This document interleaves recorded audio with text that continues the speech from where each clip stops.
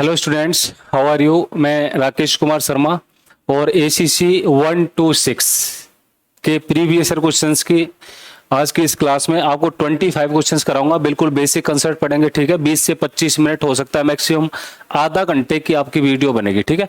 तो आपसे ज़्यादा टाइम नहीं, बस मैं आधा घंटे का पेशेंस मांग रहा हूँ। 20 सेकंड का या 20 मिनट का या फिर 25 मिनट का हो सकता है, ठीक है।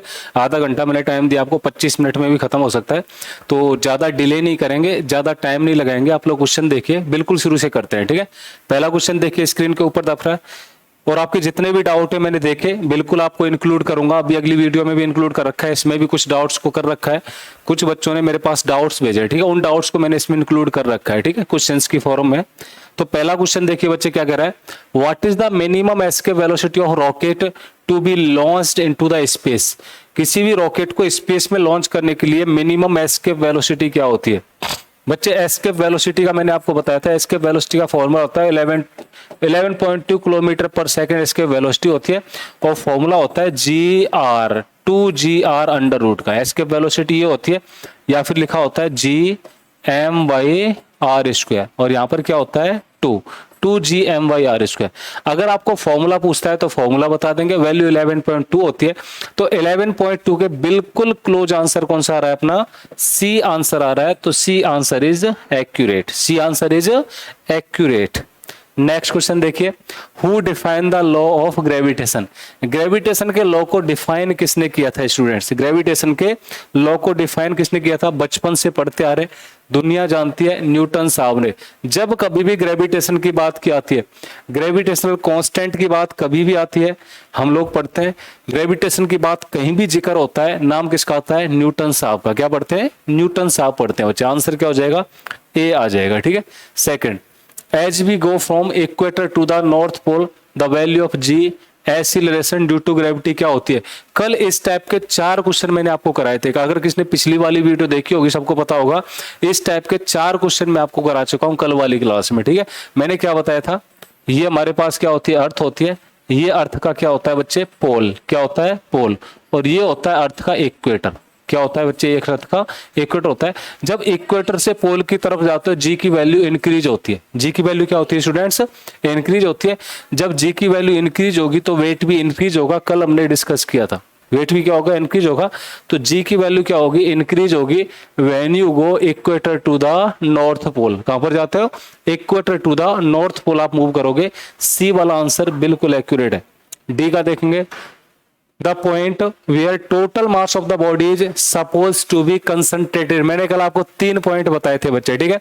एक तो बताया था सेंटर ऑफ मास। क्या, सेंटर ऑफ मास। देखो कल वाले क्वेश्चन के ही कंसेप्ट रिपीट हो रहे हैं। एक बताया था बच्चे आपने को सेंटर ऑफ ग्रेविटी। क्या बताया था, सेंटर ऑफ ग्रेविटी। और एक बच्चे हमने डिस्कस किया था सेंट्रॉइड। क्या डिस्कस किया था, सेंट्रॉइड डिस्कस किया था बच्चे। क्या किया था, सेंट्रॉइड। तो सेंटर ऑफ मास पर तो total mass is suppose to be concentrated. यहां की बात करूंगा तो total weight is suppose to be concentrated. Centroid की बात करूंगा तो total area of the body is suppose to be concentrated. Center of mass, the total body of the total mass of the body is supposed to be concentrated, and weight, the total center of gravity, the total weight of the body is supposed to be 100। तो यहाँ पर किसकी बात कर रहा है, मास की बात कर रहा है। तो हमारे पास सेंटर ऑफ मास आ जाएगा, बी वाला ऑप्शन एक्यूरेट है। क्या आ जाएगा स्टूडेंट्स, सेंटर ऑफ मास आ जाएगा, बी वाला ऑप्शन क्या हमारे पास बिल्कुल एक्यूरेट है, ठीक है।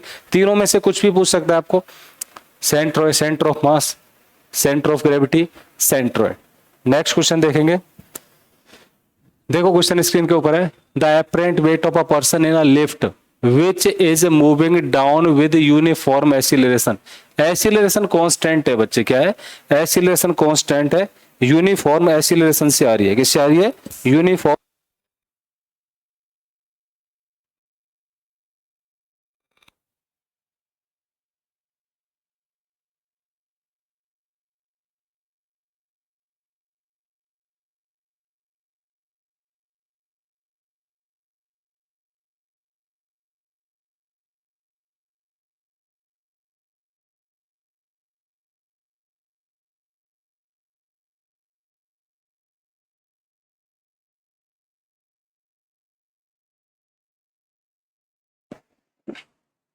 ठीक है स्टूडेंट्स, चलिए अगला क्वेश्चन देखते हैं।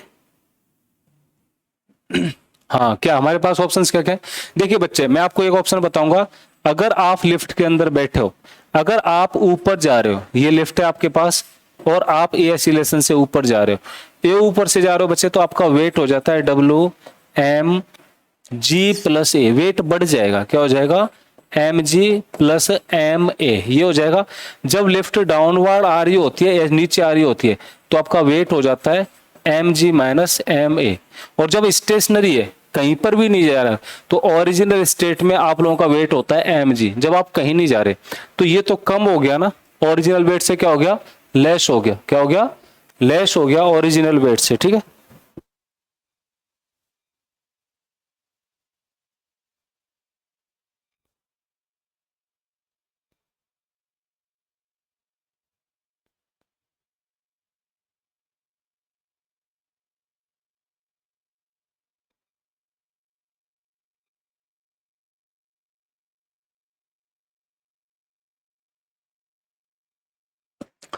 ठीक है स्टूडेंट्स, तो ये हो जाएगा हमारा, ठीक है। चलिए अगला देखते हैं, अगला क्या कहता है। तो ये कह रहा है less than the when the person is stationary state. तो ऑप्शन कौन सा हो जाएगा हमारे पास? सी वाला ऑप्शन एक्यूरेट हो जाएगा। क्या हो जाएगा? सी वाला ऑप्शन एक्यूरेट हो जाएगा हमारे पास। सी वाला ऑप्शन बिल्कुल एक्यूरेट है। क्लियर है? क्लियर है ना, C option. Next question number 6, who first determine the value of gravitational constant. इसकी बात कर रहे थे, ग्रेविटेशनल कांस्टेंट की वैल्यू सबसे पहले। अगर मैंने कांस्टेंट का पीछे नहीं बताया था, क्योंकि आगे क्वेश्चन आने वाला है। आंसर बच्चे लॉर्ड कैवेंडिश, या फिर इनको एक और बोलते हैं हम लोग हेनरी कैवेंडिश। किस नाम से जानते हैं बच्चे? Henry Cavendish. हेनरी कैवेंडिश साहब, इन्होंने ग्रेविटेशनल कांस्टेंट की वैल्यू बताई थी आपको, और वो वैल्यू क्या होती है बच्चे? 6.67 इंटू में 10⁻11। यूनिट क्या होती है? न्यूटन मीटर स्क्वायर पर केजी स्क्वायर। क्या होती है? न्यूटन मीटर स्क्वायर पर केजी स्क्वायर, ठीक है। नेक्स्ट क्वेश्चन 7 देखिए आपकी स्क्रीन के ऊपर, which of the following is correct about the moon gravitational. हम कहते हैं students mass is conservative quantity. Mass क्या है? कंजर्वेटिव क्वांटिटी है। और हम लोग अगर वेट की बात करते हैं बच्चे, तो वेट हमारा चेंज होता है प्लेनेट टू प्लेनेट। हम लोग एक प्लेनेट से दूसरे प्लेनेट पर जाते हैं, वेट क्या होता है आपका? चेंज हो जाता है। मास कंजर्वेटिव क्वांटिटी है। तो देखिए मून से gravitation is 1/6 of earth gravitation. बिल्कुल बच्चे सही बात है, ठीक है। हमें पूछ रहा है विच इज करेक्ट, करेक्ट पूछ रहा है, इनकरेक्ट। देखते हैं अभी क्या है, ठीक है। नेक्स्ट, मून से ग्रेविटेशन मार्स बिल्कुल गलत है बच्चे, अर्थ के उसके बराबर। मून से ग्रेविटेशन 1/8 बिल्कुल गलत है, 1/8 बिल्कुल करेक्ट पूछ रहा है। कौन सा करेक्ट है? तो पृथ्वी के ग्रेविटेशन का 1/6 होता है किसका? मून का ग्रेविटेशन। पृथ्वी के ग्रेविटेशन का कितना होता है? 1/6 होता है बच्चे मून का ग्रेविटेशन, ठीक है। ये वाला ऑप्शन बिल्कुल एक्यूरेट है। 8, presence of atmospheric air on the earth is due to. पृथ्वी पर प्रेजेंस ऑफ एटमॉस्फेरिक, देखिए एटमॉस्फेरिक एयर है, पृथ्वी पर ग्रेविटी के कारण है। अगर ग्रेविटी खत्म हो जाएगी, क्या है? ग्रेविटी खत्म हो जाएगी तो अर्थ क्या करे? वो हमारे पास जो विंड की बात करते हैं हम लोग, एयर की बात करते हैं, किसी की बात करते हैं, वो पृथ्वी को छोड़ करके कहां पर चला जाएगा? बाहर चला जाएगा। तो आंसर क्या हो जाएगा? Due to gravity. किसके कारण है? मून के ऊपर एटमॉस्फेयर नहीं है। मून के ऊपर एटमॉस्फेयर ना होने का रीजन क्या है बच्चे? Absence of gravity. जो मॉलिक्यूलर आरएमएस वैल्यू की बात करते हैं, जो RMS value root mean square velocity है, जो गैसेस की बात करते हैं, ये ग्रेटर होती है किससे? जी ऑफ मून। मून के ग्रेविटेशनल फोर्स से क्या होती है? ज्यादा होती है, इसलिए उसके ऊपर एग्जिस्ट नहीं करते, ठीक है। Next, spoon dropped by an astronaut in a satellite will. अगर कोई एस्ट्रोनॉट है और वो सैटेलाइट के अंदर बैठा है, इसके हाथ से एक चम्मच गिर जाती है, तो क्या होगा? क्या होगा बच्चे? देखिए फॉल द फ्लोर, ऐसे गिरी, मान लेते हैं सैटेलाइट और यहां से गिरी, क्या ये फर्श पर गिरेगी? दूसरा, रिमेन स्टेशनरी, यहीं पर रहेगी। Continuous to follow the motion of the satellite, बिल्कुल सही है बच्चे। सैटेलाइट जिस स्पीड से जा रही है, मैंने हाथ में पकड़ रखा है, मैं भी तो उसके अंदर बैठा हूं, सैटेलाइट के अंदर बैठा हूं, तो ये भी तो उसी स्पीड से जा रहा है। तो ये क्या करेगी? उसी जगह पर स्थिर नहीं रहेगी, सैटेलाइट के साथ साथ उसी मोशन को क्या करेगी? जहां पर छोड़ा है उसी मोशन को क्या करेगी? गेन कर लेगी, ठीक है, साथ साथ ही रहेगी। तो कंटिन्यूअस टू फ्लो, क्या रहेगी? Continuous to follow the motion of the satellite. Satellite के मोशन को कंटिन्यूअसली क्या करेगी? फॉलो करेगी। सी वाला ऑप्शन एक्यूरेट है। D, intensity of gravitational field of earth is maximum at, gravitational field की बात की है बच्चे, कल वाला क्वेश्चन है, मैंने बताया था आपको ग्रेविटेशनल फील्ड क्या होता है जी, ये इक्वेटर पर होता है, ये किस पर होता है, पोल पर। मैंने आपको बताया था g at pole is greater than g at equator, और जी एट पोल क्या होता है, g at equator plus r omega square, और जी एट नॉर्थ पोल किसकी बात करते हैं, नॉर्थ पोल पर, पूरे सरफेस के कंपैरिजन में नॉर्थ पोल पर क्या होता है, मैक्सिमम होता है, तो इसने मैक्सिमम ही पूछा है। ए ऑप्शन है बच्चे, क्या है, ए ऑप्शन है, ए के ऑप्शन। पोल के ऊपर सबसे ज्यादा जी की वैल्यू होगी, मैक्सिमम बी की वैल्यू होगी, पोल के ऊपर जी की वैल्यू सबसे ज्यादा होगी, मैक्सिमम होगी, ठीक है। Next, the atmospheric air is held to the earth by, atmospheric air की बात कर ली, किसके कारण बच्चे, ग्रेविटी के कारण, अभी क्या था हमने, ग्रेविटी के कारण, ठीक है। नेक्स्ट, एटमॉस्फेरिक अर्थ किसके कारण है बच्चे, ग्रेविटी के कारण है। 12 का क्वेश्चन देखो, minimum number of Jio stationery satellite, देखिए बच्चे ये पृथ्वी है, क्वेश्चन ये बनना चाहिए था अर्थ है, अर्थ को कवर करने के लिए मान लो एक सैटेलाइट यहां लगा दी, एक सैटेलाइट यहाँ और एक सैटेलाइट यहाँ, ये सैटेलाइट इसकी बात करते हैं, तो ये सैटेलाइट पृथ्वी के इस एरिया को कवर कर लेगी और ये इस एरिया को कवर कर लेगी और ये सैटेलाइट ऐसे करके, तो टोटल 3 सैटेलाइट पृथ्वी के कंप्लीट एरिया को कवर कर लेंगे।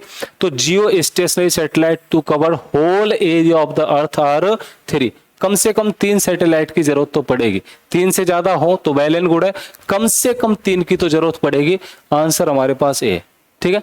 Y the earth is having own atmosphere, why क्यों, क्योंकि पृथ्वी के पास ग्रेविटी है, क्यों, क्योंकि पृथ्वी के पास क्या है, ग्रेविटी है, और वो ग्रेविटी भी कितनी है बच्चे, वो ग्रेविटी भी कितनी है, हमारे पास ग्रेविटी की वैल्यू ज्यादा होती है किससे, या फिर मोशन की बात कर लो उसकी वैल्यू ज्यादा होती है किससे, जो पार्टिकल की ग्रेविटी होती है आपस में उससे। तो पृथ्वी के पास एटमॉस्फेयर क्यों है, due to presence of gravity, due to presence of gravity. अगर ग्रेविटी ना होता अर्थ के पास, there will be escape velocity की बात करते हैं, no atmosphere. Escape velocity कितनी हमने बताया था 11.2 किलोमीटर पर second.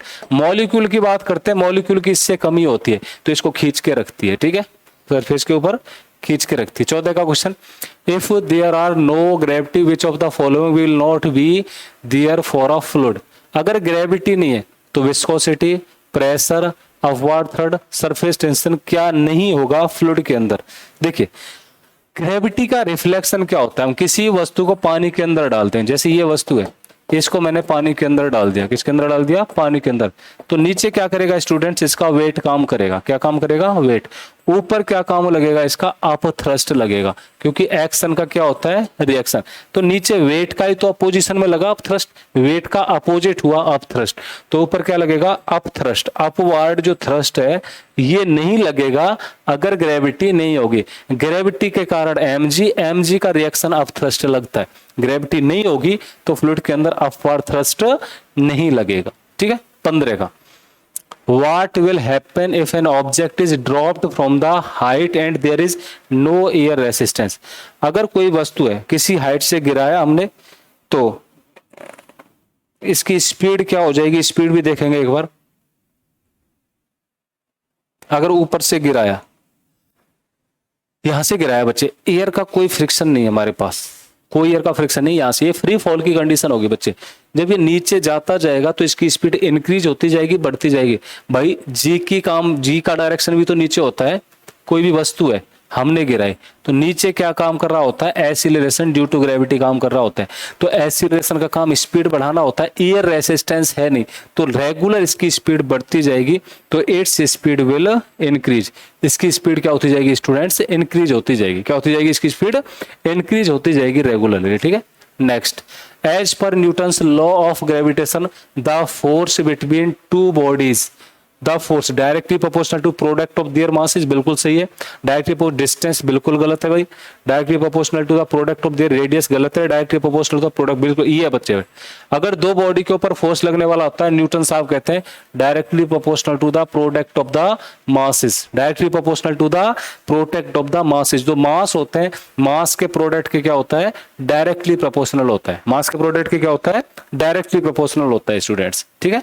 17, acceleration due to gravity on planet decreases with, किसी भी प्लेनेट पर acceleration due to gravity decrease होता है, डिक्रीज इन रेडियस। देखिए एक्सीलरेशन ड्यू टू ग्रेविटी का फॉर्मूला लिख लो आप, Gm/r²। अब देख लो रेडियस घटाने पर जी तो बढ़ेगा भाई, तो गलत है भाई। इंक्रीज द मास, हाँ मास बढ़ा दो, मास के साथ साथ जी क्या हो जाएगा, बढ़ जाएगा, ठीक है। डिक्रीज इन मास बिल्कुल गलत है, मास बढ़ा दो बच्चे, ठीक है। हमारे पास बी वाला ऑप्शन सही हो जाएगा, इसका मास बढ़ा दो, ठीक है। इंक्रीज इन अल्टीट्यूड ऐसा कुछ नहीं है, मास बढ़ा दो जी की वैल्यू बढ़ जाएगी। एक्सीलरेशन ड्यू टू ग्रेविटी क्या हो जाएगा, इंक्रीज हो जाएगा, बढ़ जाएगा, क्या हो जाएगा, इंक्रीज हो जाएगा स्टूडेंट्स, ठीक है। 18 का देखो, what is the value of acceleration due to gravity at the centre of earth. पृथ्वी के सेंटर की बात करते हैं, कल मैंने आपसे बात की थी, बिल्कुल पृथ्वी के सेंटर की बात करता हूं। यहाँ पर तो मास जीरो, बिल्कुल सेंटर पर तो जी की वैल्यू जीरो हो जाएगी, तो वेट भी क्या हो जाएगा, जीरो, ठीक है। किस मास की बात की मैंने, अर्थ की मास की, किसकी, अर्थ के मास की। क्यों, क्योंकि जी का फॉर्मूला होता है Gm/r²। जो आर ले रहे हैं ना हम लोग, रेडियस लेंगे, तो रेडियस के अंदर मास कितना होना चाहिए, ठीक है। वैसे तो मास कंजर्वेटिव क्वांटिटी है, लेकिन इस पॉइंट की बात करते हैं बिल्कुल सेंटर पर, ठीक है। नेग्लिजिबल होता है बिल्कुल, जो it will not attract any body, ठीक है। तो हमारे पास वेट भी क्या हो जाएगा, zero, acceleration due to gravity भी क्या हो जाएगी, जीरो। आंसर बी वाला सही है, क्या है, बी वाला ऑप्शन हमारा एक्यूरेट हो जाएगा, ठीक है। 18 अगला question, if the orbit of a planet is an elliptical then what the point where the sun is located called. देखिए बच्चे, सर जहां पर लोकेट होगा उस पॉइंट को क्या कहते हैं, उस पॉइंट को क्या कहते हैं। देखिए ये हमको गैलीलियो साहब का कंसेप्ट है, या फिर केपलर साहब की बात करता हूं, चलो गैलीलियो को छोड़ जाते हैं हम लोग, केपलर साहब की। केपलर साहब का फर्स्ट लॉ सबने पढ़ा है, वो कहते हैं कोई भी प्लेनेट इलिप्टिकल पाथ पर घूमता है, जहां पर एक फोकस ये होता है, इलिप्स का एक फोकस ये होता है, क्या होता है, ये फोकस होता है, और इस किसी फोकस पर सन सिचुएटेड होता है। मान लेता हूं ये अर्थ है, पृथ्वी है, क्या है, ये पृथ्वी है, अर्थ है, और ये अर्थ इसके अराउंड में घूम रही है। किसी भी एक फोकस पर क्या होता है, सन सिचुएटेड होता है। किसी भी एक फोकस की बात की मैंने, सन क्या है, सिचुएटेड है। तो इस पॉइंट का ही तो नाम पूछ रहा है आपको, सन कहां पर सिचुएटेड होता है, फोकस पर सिचुएटेड होता है। कहां पर सिचुएटेड होता है बच्चे, फोकस पर सन सिचुएटेड होता है, ठीक है। अगला क्वेश्चन 20 का देखिए स्क्रीन के ऊपर, apparent weight of man in an lift is less than the real weight। क्यों बच्चे, लिफ्ट के अंदर apparent weight कम होता है, कब, मैंने आपको बताया था, लिफ्ट जब नीचे आ रही होगी तो वेट हो जाएगा mg माइनस ma। मैंने आपको बताया था बच्चे, लिफ्ट ऊपर जा रही होगी तो वेट हो जाएगा mg प्लस ma। वेट क्या हो जाएगा, mg प्लस ma। तो नीचे आ रही होगी तो when the lift going down with acceleration, बिल्कुल सही है बच्चे, लिफ्ट डाउन में जानी चाहिए किसी एक्सीलरेशन से, कहाँ जानी चाहिए, डाउन में जानी चाहिए। वेट क्या हो जाएगा, डिक्रीज हो जाएगा, लेस हो जाएगा, ठीक है। 21 का देखो, man standing on the top of the tower has two spheres A and B, he drop the sphere A downward and throw sphere B horizontally at the same time, what is the following is correct. इनमें से कौन सा statement चाहिए बच्चे, देखिए खड़ा होगा tower पे, ठीक है, यहाँ पर कोई आदमी, ठीक है, इसके पास दो स्टोन है, एक को इसने जस्ट ड्रॉप किया, एक को इसने आगे फेंक दिया। जस्ट ड्रॉप किया तो इसकी इनिशियल स्पीड जीरो है, इसकी भी तो इनिशियल स्पीड जीरो है, नीचे वाले की, आगे तो कुछ नहीं होगी, दोनों की नीचे वाले की इनिशियल क्या सेम रहेगा बच्चे, both sphere reach the ground simultaneously will reach the ground first. बच्चे ये आंसर आएगा, दोनों स्फीयर ग्राउंड पर साइमल्टेनियसली एक साथ पहुंचेंगे। कैसे पहुंचेंगे, क्योंकि उसकी भी नीचे आने की स्पीड जीरो, उसको आगे फेंचा है, हाँ वो थोड़ा आगे जाके गिरेगा, टाइम दोनों का क्या लगेगा, नीचे आने में सेम लगेगा बच्चे। ए आंसर एक्यूरेट है, क्या है, ए आंसर एक्यूरेट हो जाएगा, ठीक है। अगला question, the shaving of the spinning of the cricket ball, the swing of spinning cricket ball in air can be explained on the basis of Bernoulli theorem. मैं आपको बर्नौली थ्योरम का concept पढ़ाऊंगा fluid mechanics, उसके अंदर बताऊंगा। Bernoulli साहब कहते हैं कहीं पर भी अगर स्पीड बढ़ती है, कहीं पर भी वेलोसिटी बढ़ती है तो प्रेशर ऑटोमेटिक क्या हो जाता है, कम। बर्नौली साहब का कंसेप्ट है, ठीक है, उसी पर ये बॉल स्विंग करती है, क्या होता है, ये बॉल है जो हमारे पास है, अगर यहाँ से हमने इसको चिकना कर दिया घिस के, तो क्या कर दिया, ज्यादा स्पीड के साथ में हवा पास होगी, ज्यादा स्पीड से हवा पास होगी तो प्रेशर कम, इधर वाला प्रेशर क्या कर देगा, इसको पुश कर देगा, high pressure to low pressure क्या कर देगा, पुश कर देगा, तो बॉल क्या कर जाएगी, स्विंग कर जाएगी, बॉल क्या कर जाएगी, स्विंग कर जाएगी। ठीक है,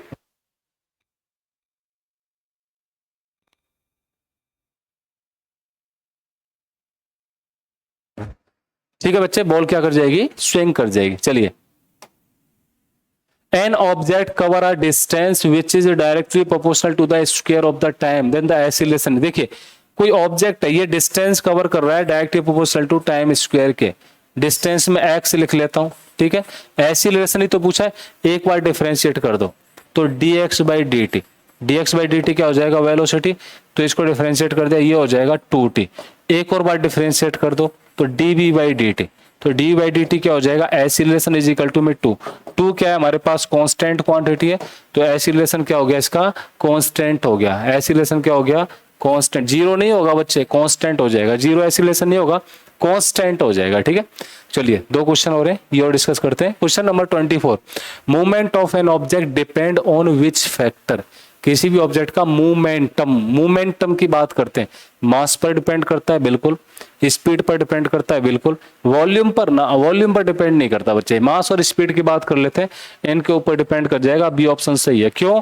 क्योंकि बच्चे लीनियर मोमेंटम होता है मास इनटू में वेलोसिटी, वेक्टर क्वांटिटी हमारे पास, तो मास और वेलोसिटी दोनों के ऊपर डिपेंड करता है, मास और वेलोसिटी दोनों के ऊपर डिपेंड करता है। ठीक है, आज का लास्ट क्वेश्चन देखते हैं स्टूडेंट्स, लास्ट क्वेश्चन देखो स्क्रीन के ऊपर है, a person is hurt on kicking stone due to, एक पर्सन ने किसी भी स्टोन को किक किया, एक पर्सन ने किसी स्टोन को किक किया बच्चे, ठीक है, तो ये पर्सन को चोट लगती है, आपने ठोकर मारी किसी पत्थर को, किसी कोई बच्चे, आपको चोट लगेगी, रीजन क्या होता है, इसका रीजन अगर मैं बात करूं तो बच्चे रिएक्शन फोर्स होता है, क्या होता है, रिएक्शन फोर्स होता है। मान लो यहाँ पर स्टोन था और ये आपका पैर था, आपने ठोकर मारी, इसको क्या मारी, ठोकर मारी, तो आपने एक्शन किया, तो पत्थर क्या देगा आपको, स्टोन क्या देगा, एक रिएक्शन देगा, क्या देगा, रिएक्शन देगा, इस रिएक्शन के कारण आप हर्ट होते हो। ठीक है, तो ये आज का लास्ट का क्वेश्चन था बच्चे, अगली क्लास में फिर मिलेंगे बच्चे इसी टाइप के अच्छे क्वेश्चंस के साथ में। आप सब लोगों के बहुत ही बढ़िया रिस्पॉन्स आ रहे हैं, ठीक है, इस सब के लिए मैं आप सबको थैंक यू बोलना चाहूंगा, और जो भी डाउट है आप लोग लिख ही रहे हो रेगुलर, ठीक है, मैं इंक्लूड कर लेता हूँ अगली वीडियो के अंदर जो भी डाउट मेरे को मिलते हैं, ठीक है, जिन भी स्टूडेंट के डाउट मेरे को मिलते हैं, और जिन स्टूडेंट के डाउट मान लो नहीं आ रहे, या तो वो तैयारी नहीं कर रहे भाई, रेगुलर आप टाइम नहीं दे रहे हो, या फिर आपके डाउट अगर नहीं आ रहे बच्चों, तो आप चीजों को रट रहे हो, समझ नहीं रहे हो, सिंपल सी बात है। ठीक है, तो लास्ट में यही कहूंगा बच्चे, बहुत बहुत धन्यवाद सभी को, अगली वीडियो में मिलते हैं और भी अच्छे या तो कंसेप्ट के साथ में या फिर प्रीवियस ईयर क्वेश्चन के साथ में, सेम सीरीज चली रही है अपनी, तो अगली वीडियो के अंदर मैं आपसे मिलूंगा, तब तक बहुत बहुत धन्यवाद सभी को बच्चे, पढ़ते रहिए, बढ़ते रहिए।